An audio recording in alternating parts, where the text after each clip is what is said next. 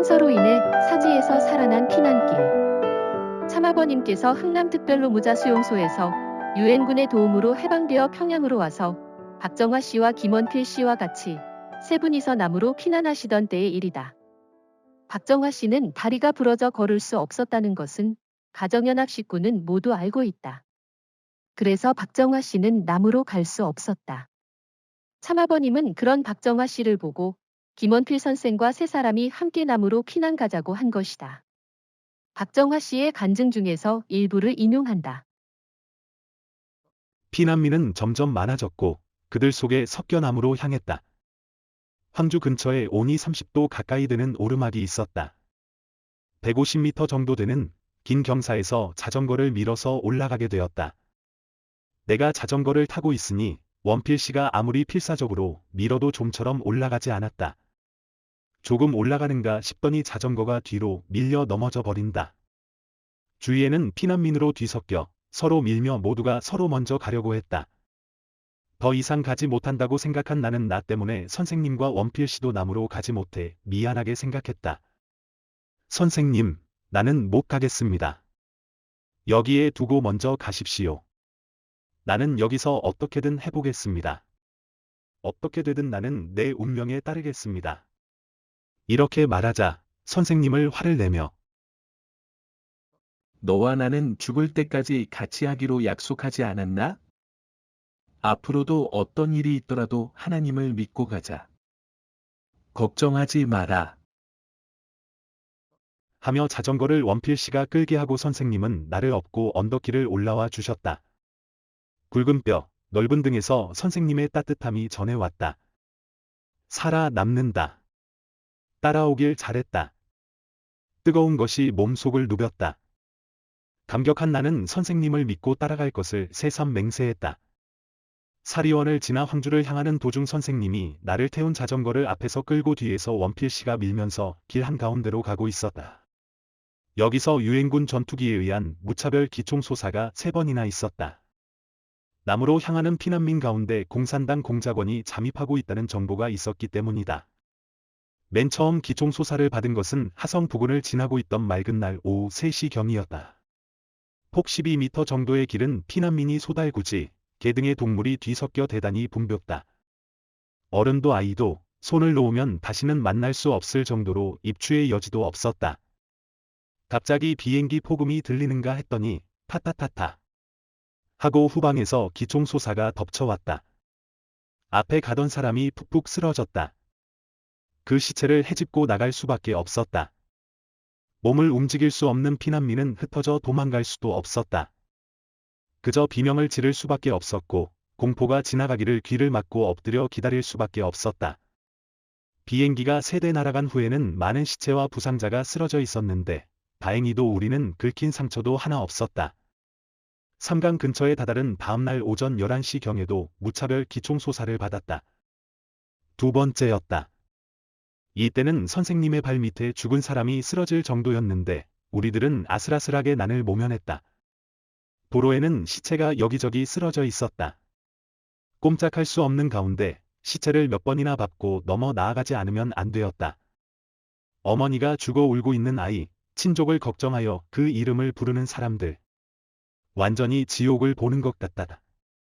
나는 정신을 차릴 수 없었고 머릿속은 새하얗게 되어 아무것도 생각할 수 없었다. 이때 선생님과 같이 가지 않았더라면 나는 어떻게 되었을지 모른다. 그럴 때에도 선생님은 차분히 힘있는 말로 위로해 주었다. 세 사람이 같이 있으면 삼위기대가 되어 하늘이 보호해준다. 걱정하지 말고 가자. 하셨다. 우리는 오로지 앞으로 나아갔다. 이틀 후 해주 부근에서 3번째 무차별 기총소사를 받았다. 정말 이제 끝이다. 고 생각했는데 이때도 3사람 모두 긁힌 상처 하나 입지 않았다. 기적이라 할 수 있는 체험을 한 것이다. 3사람은 그 후에도 피난민 가운데 공산 게릴라가 숨이 있다는 정보로 집요하게 퍼붓는 유엔군 전투기의 기총소사를 받아 많은 사람이 죽는 공포와 이에 시달리는 어려움이 이어졌다. 동해주, 청단, 내성을 지나 용매도로 건너갔다. 용매도는 청룡반도 학살리 부락에서 해로로 6km에 있는 작은 섬이다. 이 섬에서 인천으로 가는 배에 승선했는데 경찰관이 다 끌어내렸다. 배는 군인 가족과 경찰 가족 외에는 탈 수 없다는 것이다. 나와 원필 씨가 실망하고 있자 선생님이 곧 우리를 접대해 줄 독실한 신자를 만난다. 고 하였다. 나는 자포자기했다. 믿을 수 없는 말이라도 희망이 있는 말이었으므로 믿을 수밖에 없었다. 그날 밤 용매도에서 걸어나와 다시 청룡반도에 도착했다. 거기에서 뜻하지 않은 일이 일어났다. 머리가 짧은 선생님을 마을 사람들이 인민군 폐잔병이라고 의심하여 원필 씨와 같이 데리고 갔다. 조금 있다가 돌아왔는데 원필 씨는 흥분하고 있었다. 박 선생, 그들이 선생님을 때렸어요. 복수해야지요. 하고 분해했다. 선생님은 그것을 말리고 자, 진정하고 가자. 고 재촉했다.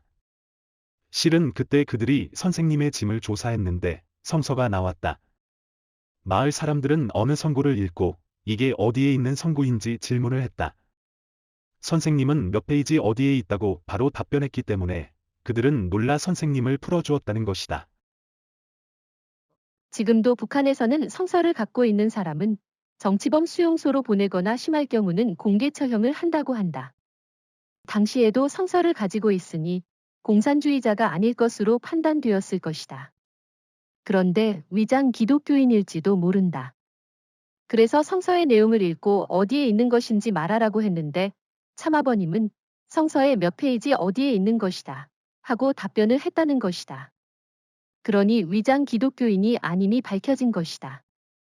많은 기독교인 그리고 가정연합 식구들도 성서를 읽고 있다고 본다. 그러나 성서의 내용이 몇 쪽 어디에 있다는 것을 아는 사람은 거의 없을 것이다. 그러니 참아버님께서 성서를 얼마나 많이 읽었는가를 짐작하게 된다. 그냥 읽은 것만이 아니라 앞에서 읽은 다음 뒤쪽에서 읽다가 의문이 생기면 다시 앞으로 찾아서 확인하고 싶은 것이 있을 것이다. 어디에 있는지 모르면 성서를 다시 읽어야 할 것이다. 그런데 몇 쪽에 있다는 것을 알게 되면 찾기 쉬울 것이다. 이렇게까지 자세하게 그리고 성서의 모든 비밀 내용을 풀기 위해 몇 번을 읽었고 어떻게 읽었는지 상상도 할 수 없다. 그렇게 하여 참아버님께서 하늘의 비밀, 사탄의 비밀을 찾으신 것임을 알 수 있다. 범인은 상상을 초월하는 것이다. 참아버님께서 얼마나 심각하게 성서를 읽고 연구했는지 알 수 있는 일화라고 생각된다. 참부모님께 감사할 뿐이다.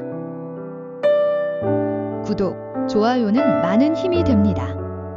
시청해주셔서 감사합니다.